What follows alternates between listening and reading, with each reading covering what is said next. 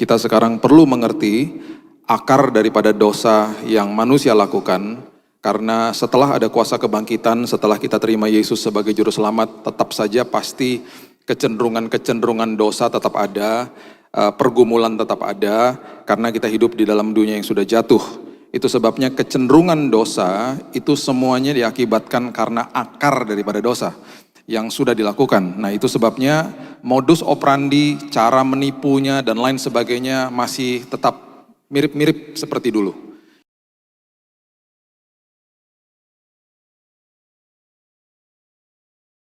Saja hidup kami dikuasai firman Tuhan. Kami tahu Tuhan, firman-Mu menjadi pelita dan pedoman bagi langkah hidup kami. Kami sambut firman kehidupan di dalam nama Tuhan Yesus. Kami berdoa dan mengucap syukur, kita sama-sama katakan amin. Amin. Haleluya. Silakan duduk. Shalom. Kita buka pagi hari ini dari Kejadian pasal yang ketiga, dari ayat yang pertama kita baca sampai ayat yang ke-6. Menyambung dari yang saya khotbahkan bulan lalu tentang kuasa kebangkitan dan posisi kita di dalam Tuhan. Kita sekarang perlu mengerti akar daripada dosa yang manusia lakukan, karena setelah ada kuasa kebangkitan, setelah kita terima Yesus sebagai juru selamat, tetap saja pasti kecenderungan-kecenderungan dosa tetap ada, pergumulan tetap ada, karena kita hidup di dalam dunia yang sudah jatuh. Itu sebabnya kecenderungan dosa itu semuanya diakibatkan karena akar daripada dosa yang sudah dilakukan. Nah, itu sebabnya modus operandi, cara menipunya dan lain sebagainya masih tetap mirip-mirip seperti dulu. Kalau kita mengerti dan kita bisa mengerti skema daripada iblis, kita tahu bagaimana menangani hidup kita hari lepas hari. Paling tidak kita mengerti, saya ini punya kecenderungan seperti ini karena memang ada akar dosa yang terjadi di dalam kehidupan manusia. Kejadian pasal yang ketiga, ayat yang pertama mengatakan, adapun ular, ialah yang paling cerdik dari segala binatang di darat yang dijadikan oleh Tuhan Allah. Ular itu berkata kepada perempuan itu, tentulah Allah berfirman, semua pohon dalam taman ini jangan kamu makan buahnya, bukan? Lalu sahut perempuan itu kepada ular itu, buah pohon-pohonan dalam taman ini boleh kami makan, tetapi tentang buah pohon yang ada di tengah-tengah taman. Perhatikan kalimat ini, ada di tengah-tengah taman. Allah berfirman, jangan kamu makan ataupun raba buah itu nanti kamu mati. Instruksi pertama yang Tuhan berikan kepada manusia untuk tidak makan buah dari pohon ini diberikan kepada pria, bukan kepada wanita. Nah, yang meresponi iblis di ayat ini adalah wanita. Berarti suaminya sudah melakukan tugasnya memberitahu kepada istrinya. Masalahnya suaminya ada di situ. Masalahnya suaminya tidak jauh-jauh dari dia, ada di situ dan memvalidasi semua kebohongan iblis. Itu yang terjadi. Suaminya tidak pernah mengatakan bahwa sembarangan kamu nggak boleh, jangan kamu percaya sama dia dan seterusnya, tidak ada. Tidak ada kalimat-kalimat seperti itu. Nah, ini adalah konteks daripada kebohongan iblis dan modus operandi ini masih dilakukan sampai hari ini. Tetapi ular itu berkata kepada perempuan itu, sekali-kali kamu tidak akan mati. Padahal Tuhan sudah bilang, kita sudah bahas di bulan lalu, you will surely die.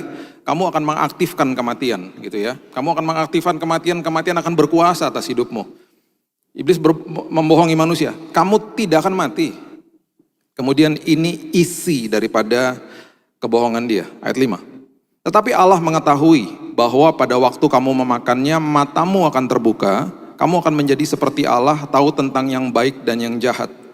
Konteks daripada ayat 5 adalah memberikan sebuah bisikan kepada manusia bahwa Tuhan menyimpan sesuatu dari kita.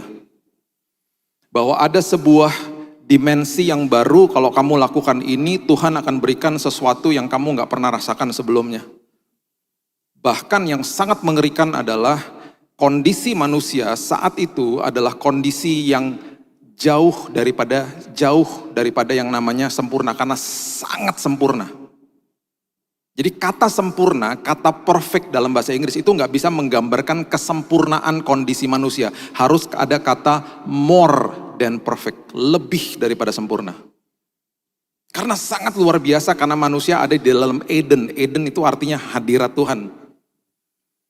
Sangat dahsyat. Nah, kok bisa iblis menemukan cara sampai manusia percaya sama kebohongan dia dan manusia merasa bahwa kondisi yang sangat sempurna itu tidak cukup. Karena dihembuskan sebuah nafas kebohongan. Kalau kamu makan, matamu akan terbuka. Seolah-olah Tuhan menyimpan sesuatu dan Tuhan gak kasih semuanya buat kamu. Dan sampai hari ini itu yang masih terjadi. Jadi isi daripada kebohongan iblis atau akibat daripada dosa mula-mula itu karena manusia tidak merasa cukup dan akhirnya manusia otomatis kalau tidak merasa cukup manusia tidak mengucap syukur. Dan itu masih terjadi sampai hari ini. Ketika manusia tidak mengucap syukur, ketika manusia merasa bahwa iblis berhasil membohongi dia dan mengatakan bahwa kondisimu tidak cukup dan Tuhan menyimpan sesuatu darimu, perhatikan tadi kalimat ada dikatakan pohon itu ada di tengah-tengah taman. Penulis kitab Kejadian sedang memberitahu kepada kita hampir setiap hari pohon itu dilewati sama manusia dan tidak pernah dicatat bahwa pohon itu kelihatan menarik. Setelah manusia percaya kepada kebohongan iblis, ayat 6 terjadi, dikatakan begini, perempuan itu melihat bahwa buah pohon itu baik untuk dimakan, itu yang pertama, sedap kelihatannya, itu yang kedua, lagi pula pohon itu menarik hati karena memberi pengertian, itu yang ketiga. Nanti kita kembali ke situ. Lalu ia mengambil dari buahnya, dimakan, diberikan kepada suaminya yang bersama-sama dengan dia. Suaminya dari tadi ada di situ. Suaminya tidak mengatakan jangan, suaminya tidak mengatakan kepada dia, kamu pergi dari hadirat si iblis, kamu pergi dari situ. Tidak, suaminya memvalidasi semuanya. Suaminya juga percaya, dan akhirnya suaminya pun memakannya.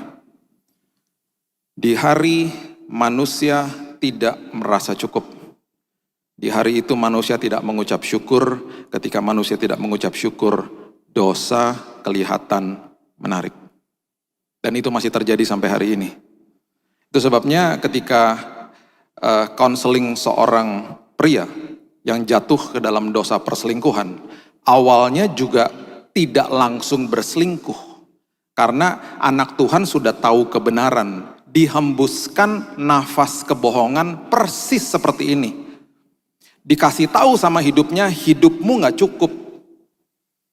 Sekretaris yang ada di kantor, sekretaris cantik yang ada di kantor, setiap hari dilewati sama seperti pohon ini ada di tengah-tengah taman, dilewati gak pernah kelihatan menarik.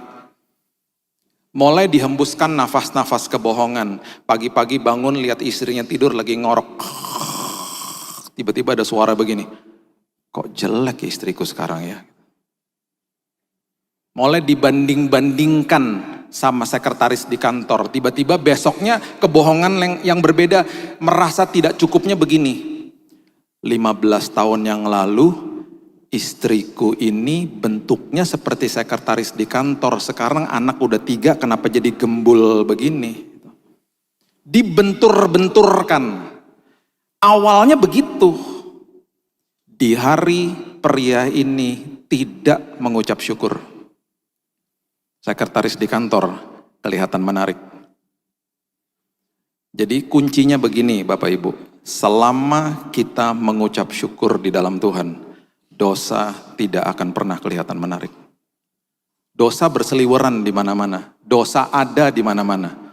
Kalau kita kerap kali terus bilang sama Tuhan, walaupun aku nggak ngerti Tuhan jalanmu, walaupun di depanku ada masalah, tetapi isi dengan ucapan syukur, dosa tidak akan kelihatan menarik. Itu akar daripada dosa. Nah sekarang kita baca dulu, nanti kita balik lagi ke Kejadian 3 ayat yang ke-6.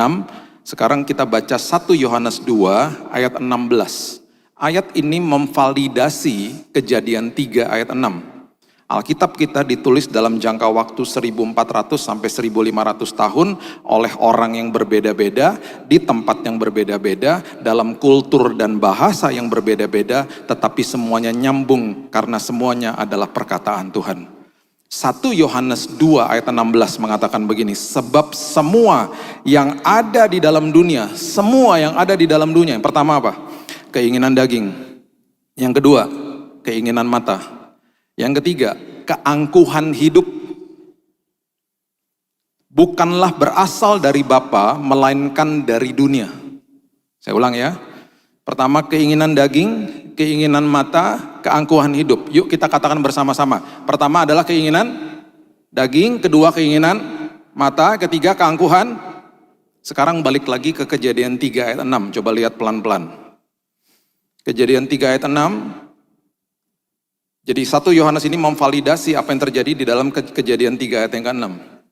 Perempuan itu melihat bahwa buah pohon itu baik untuk dimakan, keinginan daging. Yang kedua, sedap kelihatannya, keinginan mata.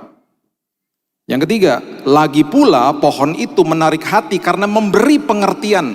Yang memberi pengertian bukan Tuhan, tetapi pohon itu, dosa itu memberi pengertian, keangkuhan hidup. Keangkuhan hidup artinya manusia deklarasi independen daripada Tuhan. Manusia tidak lagi mau diatur sama Tuhan. Manusia mau pakai pemikiran keangkuhan hidupnya sendiri. Itu yang terjadi. Perhatikan ini baik-baik, kita tarik lebih dalam lagi. Ya, keinginan daging dan keinginan mata berbicara tentang buah. Keangkuhan hidup berbicara tentang pohon. Korelasi pohon dengan buah, pohon adalah rumah daripada buah. Dasar daripada kehidupan. Dasar daripada kehidupan hati dan pikiran kita. Dasar dari segala-galanya. Kalau kita percayanya salah, kalau kita mau independen dari Tuhan, buahnya yang keluar, tindakan dan perkataan, pasti keinginan daging dan keinginan mata.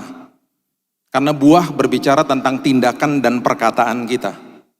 Kita tarik lagi lebih dalam. Apa yang terjadi saat ini? Relevansinya apa sama yang terjadi saat ini? Begini. Gak usah jauh-jauh.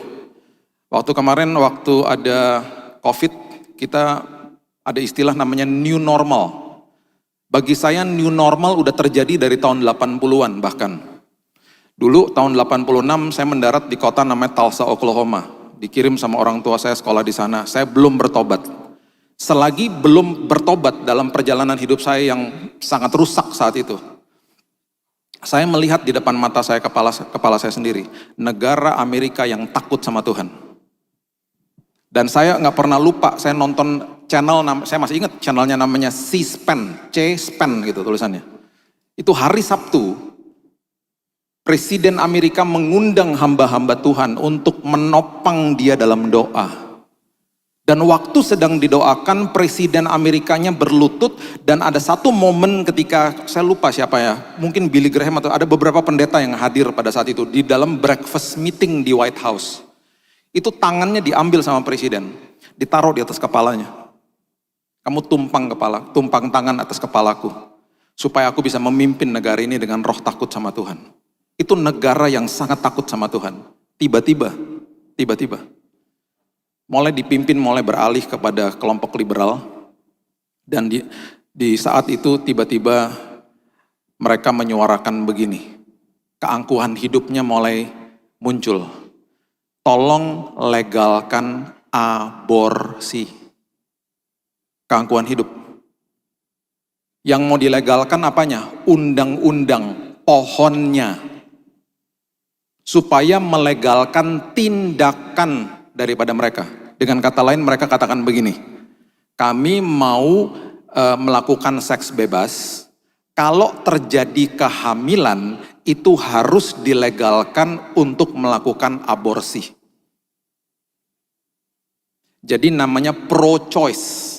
Pro-choice itu artinya kami boleh pilih mau aborsi atau tidak. Kalau kami memilih untuk aborsi, tolong dilegalkan pohonnya, keangkuhan hidupnya. Yang dilegalkan apanya? Keinginan mata dan keinginan daging, buahnya, tindakannya. Terjadi. Undang-undangnya keluar. Pro-choice. Yang satunya lawannya pro-life. Pro-life artinya jangan, gak boleh aborsi. Itu orang-orang Kristen. Setelah itu berhasil, kelompok LGBT datang. What about us? Bagaimana dengan kami? Tolong dilegalkan undang-undangnya, keangkuhan hidupnya. Kami mau independen dari Tuhan. Kami mau hidup kami dilegalkan, keinginan mata dan keinginan daging kami. Kami mau menikah sesama jenis, tolong dilegalkan pohonnya, undang-undangnya. Hari ini semua provinsi di Amerika melegalkan perkawinan sesama jenis, bahkan boleh mengadopsi anak. Jadi Bapak Ibu bisa bayangkan anak-anak tumbuh besar di dalam sebuah keluarga yang dua-duanya pria atau dua-duanya wanita orang tuanya. Saya nggak pernah lupa beberapa tahun yang lalu di kota Las Vegas sama istri saya lagi jalan, lihat gereja kaca. Kaca semuanya. Saya mendekat karena tertarik karena ada pernikahan dari jauh udah kelihatan. Saya lihat pakai mata kepala saya sendiri dan saya terkejut ketika saya dekat, dua-dua yang nikah di depan altar, dua-duanya pakai gaun. Dua-duanya wanita. Dan saya ke belakang gereja, saya ngomong sama diakennya karena saya pengen tahu tanggapan dia seperti apa. Dia bilang begini, luar biasa ya, gereja kami melakukan terobosan katanya. It's a breakthrough, right? Hampir saya jitak kepalanya. Saya cuma pengen tahu, jadi kamu melakukan ini, gereja memperbolehkan dan maksudnya apa? Karena gerejanya gereja biasa. Gereja yang punya nama bahkan. Sinodenya terkenal di saat itu.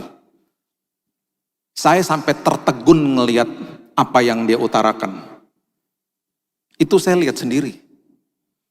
Itu yang terjadi gara-gara ini. Sampai hari ini. Manusia deklarasi independen. Nah, ketika dosa terjadi, timbullah beberapa kecenderungan manusia. Yang sampai hari ini kita pun dibohongi, dituduh sama iblis. Ya, yang pertama, 4 saja saya bagikan karena sebenarnya banyak sekali. Saya bagikan 4 saja yang paling penting. Kejadian 3 ayat yang ke-7, coba lihat. Kejadian 3 ayat yang ke-7. Firman Tuhan katakan begini. Maka terbukalah mata mereka berdua dan mereka tahu bahwa mereka telanjang. Tadinya mereka telanjang, mereka nggak malu. Ya, sekarang karena dosa jadi seperti itu, lalu mereka menyemat daun pohon ara dan membuat cawat. Oke, semua yang ada di Alkitab ada simbol, ada artinya.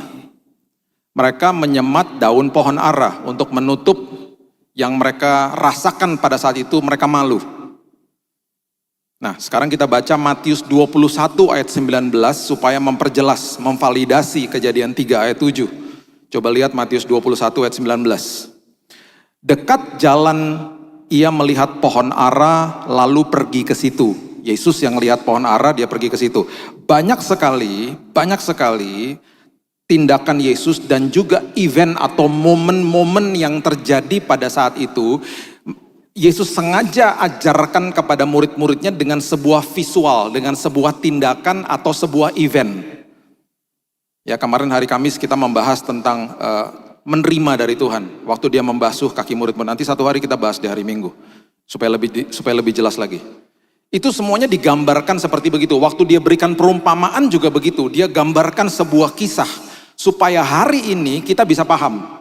Bukan sekedar hanya tulisan saja, kita bisa paham karena kita bisa memvisualisasikan di dalam pikiran dan hati kita. Oh, akses tuh begitu. Oh, kalau menerima tuh seperti Maria. Oh, begini toh. Salah satunya ini. Dia lagi kasih tahu sama murid-muridnya arti daripada daun ara. Ya. Dia katakan begini, ketika ia melihat pohon ara lalu pergi ke situ, tetapi ia tidak mendapat apa-apa pada pohon itu selain daun-daun saja. Selain daun-daun saja. Katanya kepada pohon itu, engkau tidak akan berbuah lagi selama-lamanya dan seketika itu juga keringlah pohon ara itu. Kita kalau baca sepintas, kita pasti bingung, ini pohon gak ada buahnya, kenapa dikutuk sama Yesus? Rupanya begini. Karakter daripada pohon ara itu selalu berbuah dulu baru berdaun. Bapak Ibu kalau belum ngopi pagi hari ini barusan lewat tuh. Saya ulang ya. Pohon ara itu selalu berbuah dulu baru berdaun. Berarti kalau daunnya sudah rindang, harusnya sudah ada buahnya. Paham ya? Jadi daun pohon ara itu adalah lambang kemunafikan. Jadi Yesus lagi kasih tahu, lagi kasih pengajaran kepada murid-muridnya. Sama ketika dia memberitahu tentang janda yang memberikan sepeser, dikasih pelajarannya visual semuanya. Dia kasih tahu, nih ya, kamu lihat nih, kamu lihat. Rindang tuh daunnya, buahnya ada nggak? Nggak ada. Munafik. Luarnya baik-baik saja, dalamnya kopong, tidak ada apa-apanya. Sama aja seperti seorang ibu diakones yang waktu saat itu saya udah kenal 6 tahun, nganterin saya ke mobilnya, dan tiba-tiba suruh saya pulang sama supirnya. Dalam jalan beberapa saat, tiba-tiba supirnya setengah-setengah nangis ngomong begini, "Pak, ada kerjaan gak buat saya?" "Kerjaan apa, Mas, maksudnya?" "Saya udah gak betah, Pak, kerja di sini." "Kenapa gak betah, Mas?" "Setiap hari saya dianjing-anjingin." "Anjing-anjingin? Belok kiri salah anjing, belok kanan salah anjing, sampai saya mimpi anjing, Pak," katanya. "Sama siapa, Mas, dianjing-anjingin?" "Sama ibu yang tadi." Itu diakones gereja yang saat itu saya udah kenal 6 tahun. "Yang bener, ibu itu baik sekali, Mas." "Pak, Bapak kalau nggak percaya tanya sama pembantu-pembantu di rumah, Pak.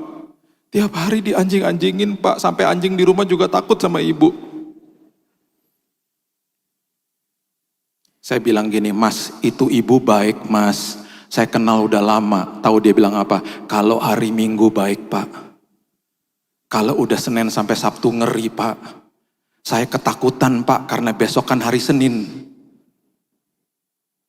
Dia rupanya udah tulis nomor teleponnya, bisa cari kertas, dia kasih sama saya. "Jangan lupa saya, Pak, ini nomor telepon saya." Saya rasa seperti Yesus di kayu salib ketika penjahat bilang, "Tuhan, ingat aku sebelum masuk Firdaus." Nomor teleponnya hilang, sedih saya. Hari itu saya terganggu. Kenapa? Seorang yang saya kenal bertahun-tahun, munafik. Makanya ya, Bapak Ibu gak bisa validasi saya cuma lihat saya hari Minggu gini, gak bisa. Kalau mau validasi saya harus tanya sama istri, kedua anak saya, sama 2 mbak yang kerja sama saya. Yang satu bahkan sudah 23 tahun kerja sama saya, seumur anak saya. Dari dia kecil sampai sekarang. Tanya sama mereka, kalau saya dalam tekanan di rumah saya ngapain? Karena kalau tidak saya munafik saya di depan sini. Dualisme akhirnya. Hari Senin itu adalah hari libur hamba Tuhan biasanya toh. Ya, saya ini kan pelayanan sampai sore, nanti malam balik Jakarta, ambil pesawat yang paling malam, balik. Hari Senin biasanya tidur sampai jam 9. Mbak di rumah biasanya juga udah tahu, itu hari istirahat saya. Bangun agak siang dikit lah gitu ya. Dan udah dipesenin, "Mbak jangan ketok-ketok kamar. Kalau ada tukang sayur, suka minta uang soalnya." Hari Senin istri saya pagi-pagi nganterin anak ke sekolah. Tukang sayur datang, padahal dia juga udah dikasih uang. Dia ketok kamar saya. Dia lupa itu hari Senin. Saya buka kamar, saya bilang, "Ada apa sih, Mbak?" "Uang sayur."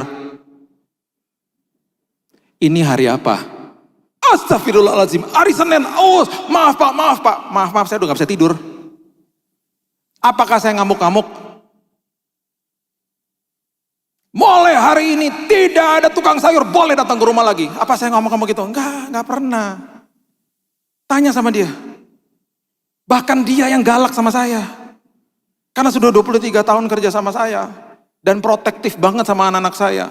Dulu kalau anak masih kecil-kecil, kalau saya bawa mereka pergi malam-malam dan itu hari sekolah, dan anak-anak itu nggak tidur siang, saya ditelepon sama dia loh. Dan kalau telepon ya, nggak pernah bilang halo, nggak, langsung gini, "Posisi di mana?" "Posisi apaan? Posisi di mana?" Gitu. "Udah dekat rumah, Mbak." Loh, ini ya saya kasih tahu ya. Ini anak-anak gak tidur siang. Besok kan hari sekolah. Kenapa sampai malam gak pulang-pulang? Cek ditaruh teleponnya. Halo. "Anak-anak aku kok kamu yang sewot gitu coba." Saya hanya bisa tersenyum karena saya tahu hatinya dia. Badannya besar. Kalau masak jagonya luar biasa. Kalau mobil sudah pulang, anak-anak sudah tertidur, itu sekuat gitu, dia bisa angkat satu di tangan kanan, satu di tangan kiri, sambil jalan masuk ke rumah sambil ngedumel. "Anak-anak dibawa-bawa aja." Ya anak-anak gue juga, "Kamu yang sewot sih." Tapi saya gak pernah ngomong gitu. Saya ketawa sama istri saya, ini betul-betul sayang banget sama anak-anak.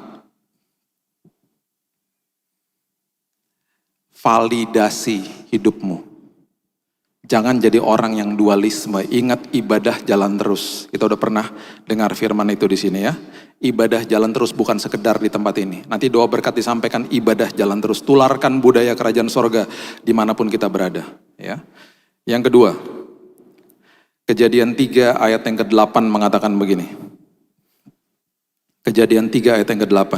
Ketika mereka mendengar bunyi langkah Tuhan Allah yang berjalan-jalan dalam taman itu pada waktu hari sejuk, bersembunyilah manusia dan istrinya terhadap Tuhan Allah di antara pohon-pohonan dalam taman. Yang kedua, manusia ketakutan sama Tuhan, bukan takut sama Tuhan. Beda. Dan ini kecenderungan masih dibohongi iblis sampai hari ini. Saya nggak berani datang ke gereja Pak, karena saya ada dosanya. Saya nggak berani berdoa Pak, karena saya nggak layak, dan seterusnya. Manusia ketakutan sama Tuhan, bukan takut sama Tuhan. Takut itu artinya reverent, hormat sama Tuhan. Ketakutan sama Tuhan. Ingat, Tuhan tidak pernah berseberangan sama kita. Kasih karunia-Nya cukup bagi kita. Kita sudah dilayakkan sama Tuhan. Ingat itu. Ingat kasihnya yang luar biasa, belajar terima. Salah satu format ketaatan yang gak pernah dibahas, itu adalah belajar nerima. Kita pikir kalau ketaatan saya harus berusaha terus-terus. Enggak, salah satunya adalah belajar terima seperti Maria. Makanya Yesus katakan, kenapa sih kamu ribet banget sama perkara-perkara seperti itu? Dia ngomong gitu ke Marta. Belajar terima itu salah satu format ketaatan sebenarnya. Tetapi kalau kita mendengar kata ketaatan yang kita bahas di dalam hidup kita adalah saya harus berusaha ini, itu, dan lain sebagainya. Betul, kita sekolah kehidupan setiap hari. Betul. Tapi salah satunya belajar terima dari Tuhan. Dia gak pernah berseberangan sama kita. Banyak yang dia mau kasih sama kita setiap hari. Alhasil manusia karena ketakutan sama Tuhan akhirnya menimbulkan atmosfer ketakutan di dalam rumahnya juga. Ya, salah satu contohnya adalah gini. Efesus 6 ayat 4, coba lihat. Efesus 4 ayat 6. Dan kamu bapak-bapak, janganlah bangkitkan amarah di dalam hati anak-anakmu. Didiklah mereka di dalam ajaran dan nasihat Tuhan. Karena kita ketakutan, akhirnya kita memberikan ketakutan juga kepada anak-anak kita. Ingat, kata didik adalah kata train. Train itu berarti gerbongnya.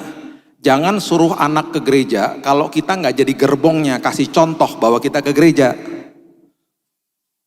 Ke gereja sana, sementara kita nggak ke gereja. Train, didik. Didik berarti apa? Memberikan didikan dalam penuh kasih karunia dan kasih lihat sama anak kita, saya lakukan hal yang seperti itu. Papa saya adalah orang yang sangat-sangat luar biasa. Saya nggak pernah ngelihat orang seperti dia yang dalam hidupnya saya nggak pernah ngelihat dia stres. Kalaupun dia stres saya nggak tahu. Satu-satunya momen yang dia lakukan dan dia marah kepada anak-anaknya adalah ketika kami sedang berdoa malam-malam mesbah keluarga dan kami berdoanya asal-asalan. Tanya sama adik saya Jesse, sama. Biasanya kalau disuruh berdoa, kalau waktu masih SMA kan kita berdoa asal-asalan. Cuman saya sama Tuhan yang tahu. Makasih Tuhan, cuman gitu. Orang juga gak ngerti saya ngomong apa. Tiba-tiba mukanya di depan saya, orang yang gak pernah marah. Gak pernah marah, kalau negor tuh baik-baik. Tetapi jangan main-main kalau datang ke hadirat Tuhan sama dia. Dia bisa ada di muka saya dan dia bisa berteriak. Sekali-kalinya dia berteriak tuh ketika saat itu. Siapa yang suruh berdoa seperti begitu? Hormati Tuhan. Saya sampai kaget dan nangis. Besoknya ketika adik saya disuruh giliran berdoa, doanya indahnya luar biasa. Tuhan terima kasih. Kami mengucap syukur buat hari ini. Berdoa karena ketakutan. Berdoa buat papa, bukan buat Tuhan. Itu train namanya, didik. Tanpa saya sadari, saya ajarkan itu kepada kedua anak saya. Saya nggak teriak-teriak ya, cuman saya ngomong sama mereka dan saya tegas sama mereka. Didik, jadi gerbongnya gitu loh. Dan selagi lakukan itu jangan bangkitkan amarah anak-anakmu. Minta hikmat sama Tuhan supaya bisa berbahasa bahasanya mereka. Yang ketiga, manusia akhirnya saling menyalahkan. Kejadian 3 ayat 12 dan 13 mengatakan begini. Manusia itu menjawab, Kejadian 3 ayat 12. Perempuan yang kau tempatkan di sisiku, dialah yang memberi dari buah pohon itu kepadaku, maka aku makan. Kemudian berfirmanlah Tuhan Allah kepada perempuan itu, apakah yang telah kau perbuat? Jawab perempuan itu, saling menyalahkan lagi. Ular itu yang memberdayakan aku, maka aku makan.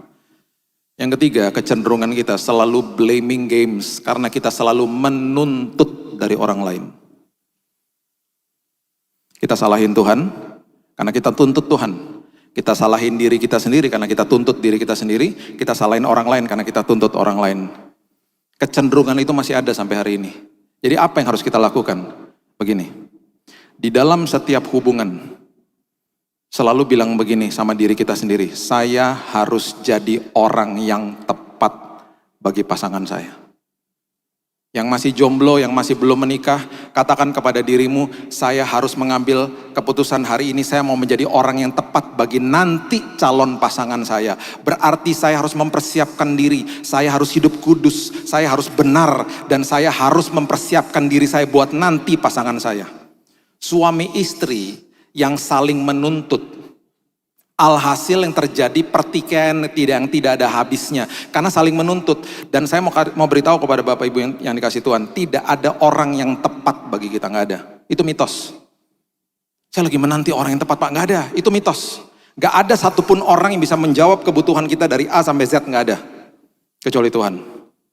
Jadi berarti mindsetnya harus dirubah. Bangun pagi kita harus mengambil mindset seperti begini, saya harus jadi orang yang tepat bagi suami saya.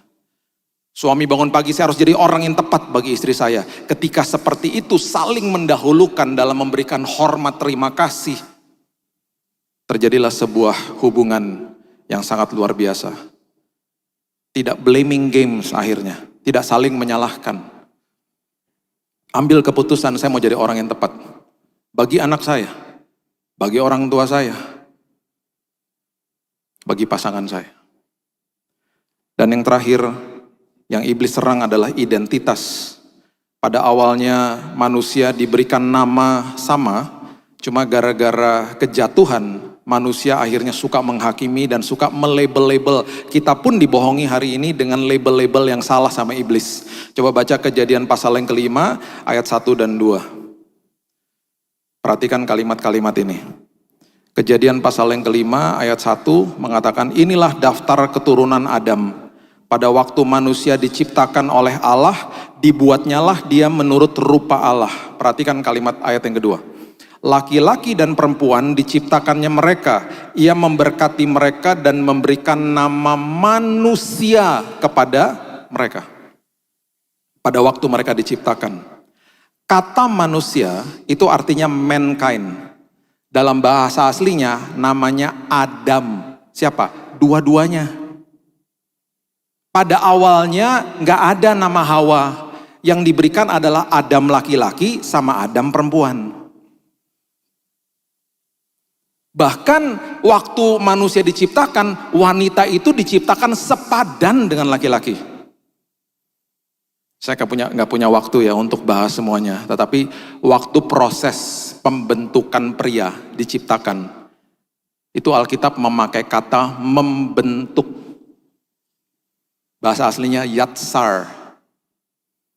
Ketika wanita diciptakan, Alkitab memakai kata membangun.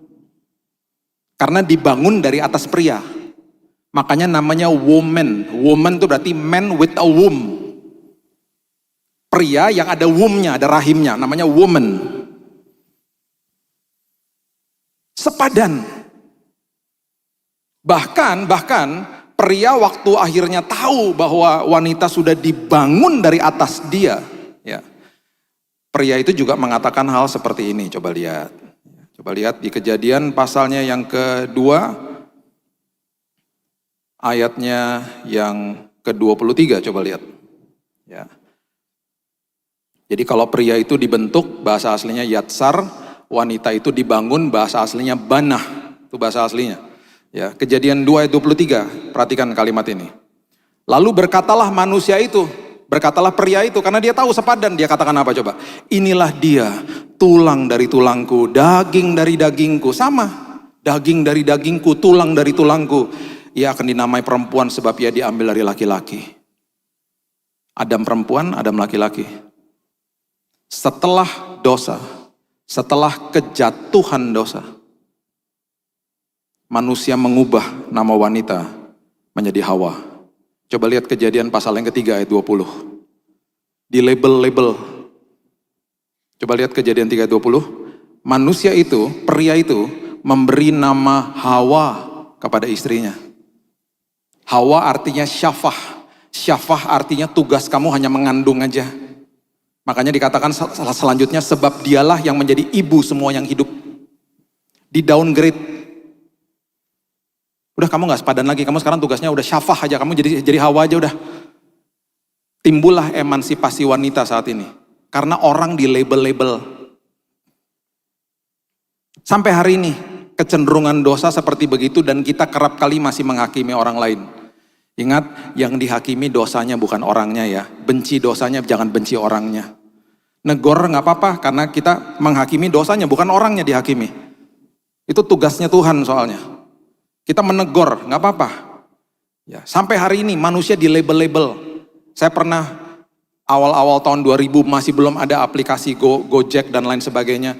Nunggu taksi di pinggir jalan jam 11 malam setelah selesai kelompok sel sama teman saya. Gak ada satupun taksi mau stop. Semuanya begini ngeliatin. Lama-lama saya sadar sama teman saya orang Ambon. Dia bilang, lu serem sih. Lu juga serem sih. Dipikir kita penyamun kali ya. Padahal kita kalau kasih tips sama taksi besar loh. Gak ada yang mau stop. Saya pernah disangkain The Rock, ayo di atas Borobudur sana. Sampai orang ngantri mau foto. Termasuk satpamnya mau foto. Saya udah kewalahan, saya samperin satpamnya. Mas, jalan keluar lewat mana mas? Loh bukan The Rock toh, bukan ah.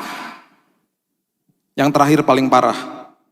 Beberapa bulan yang lalu saya nganterin jahitan istri saya ke seorang penjahit. Waktu saya nganterin jahitan, si tante ngomong gini. Punyanya Bu Gebi ya? Yang suaminya hamba Tuhan itu. Oh ya, taruh situ aja. Ketus ngomongnya. Oh ya, makasih ya tante gitu. 2 minggu setelah itu istri saya ngambil jahitannya. Tante mau ngambil jahitan. Oh, yang waktu itu di drop sama supirnya ya?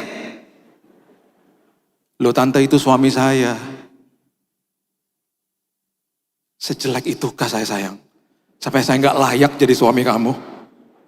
Disangkain supir, disangkain penjahat, disangkain The Rock. Manusia suka label-label orang. Saya tutup dengan ini ya. Saya kalau keluar negeri, salah satu destinasi favorit saya dan istri saya, itu adalah pergi hunting cari thrift store. Thrift store itu berarti toko yang menjual barang-barang bekas. Wah, kemana aja kita hunting. Suka ada hidden gem soalnya. Kita mau lihat sih barang-barang yang udah dibuang sama orang tuh seperti apa sih. Kadang pasti banyak yang bagus-bagus, kadang-kadang gak dipakai udah langsung dijual. Jadi harganya murah-murahnya luar biasa. Terakhir kita ada di kota Fukuoka di Jepang berapa minggu yang lalu. Saya ke thrift store. Seneng ngeliatin barang-barang elektronik yang udah tua-tua gitu. Kadang-kadang gue gak beli apa-apa, cuman suka aja liatin. Tiba-tiba ada satu jaket. Jaketnya bagus banget. Harganya cuma 50.000. Di sampingnya ada jaket yang jeleknya luar biasa. Jelek udah butut. Terus saya coba lihat harganya. Kalau di kurs ke Indonesia 600.000. Saya dalam hati, ini kenapa mahal banget? Jelek banget, sebelahnya yang bagus. Ini kalau jelek harganya 600.000. Istri saya datang. Kamu lihat dong, mereknya apaan? Waktu saya lihat, mereknya merek desainer ngetop. Makanya harganya 600.000. Coba lihat hari ini di merek baju kebenaran kita. Ada tulisan apa? Sudah ditebus dan sudah dibenarkan. Jadi walaupun masa lalu kita buruk, walaupun orang label-label kita adalah ciptaan yang sangat indah. Dan harga kita mahalnya luar biasa. Karena kita ada tanda, di label ditebus, dibenarkan oleh Yesus. Itulah kita. Ya, itulah kita yang sudah dibenarkan sama Tuhan. Jadi hiduplah setiap hari seperti Paulus katakan, aku bermegah di depan kesengsaraan. Bukan berarti sombong, bukan. Percaya diri di dalam Tuhan. Aku luar biasa karena Tuhan saya luar biasa. Aku dahsyat karena Tuhan saya sangat dahsyat. Aku melakukan hal-hal yang luar biasa karena Tuhan saya luar biasa. Aku sudah ditebus dan aku sudah dibenarkan oleh Kristus. Berikan tepuk tangan kita untuk Tuhan kita. Bapak terima kasih, mengucap syukur buat hari yang indah ini. Kami belajar tentang akar dosa. Kami belajar tentang kecenderungan-kecenderungan manusia sampai hari ini. Dan kami tahu Tuhan, bahwa apapun masa lalu kami sudah dibenarkan, kami sudah ditebus oleh Tuhan. Apapun kecenderungan dosa kami Tuhan, kami belajar kami tidak mau dibohongi sama iblis. Pada hari ini kami percaya Tuhan, bahwa yang kami lihat adalah masa depan yang penuh pengharapan. Kami percaya Tuhan, sama seperti Alkitab, Rahab seorang prostitusi, akhirnya menjadi pahlawan iman. Bahkan gara-gara dia Tuhan, dia ada di dalam silsilahnya Yesus. Apapun masa lalu kami, Tuhan yang lihat dan Tuhan yang tahu masa depan kami yang luar biasa. Itu sebabnya Tuhan, tolong supaya kami hari ini, kami tidak dituduh, kami tidak dibohongi. Pikiran dan hati kami betul-betul kami berikan untuk Tuhan, karena kami melihat masa depan yang luar biasa. Terima kasih Bapa, kami serahkan hidup kami dan masa depan kami dalam tangan Tuhan, dan kami pasti mengalami Tuhan. Di dalam nama Tuhan Yesus, kami sudah berdoa dan mengucap syukur, kita sama-sama katakan, amin. Tuhan berkati.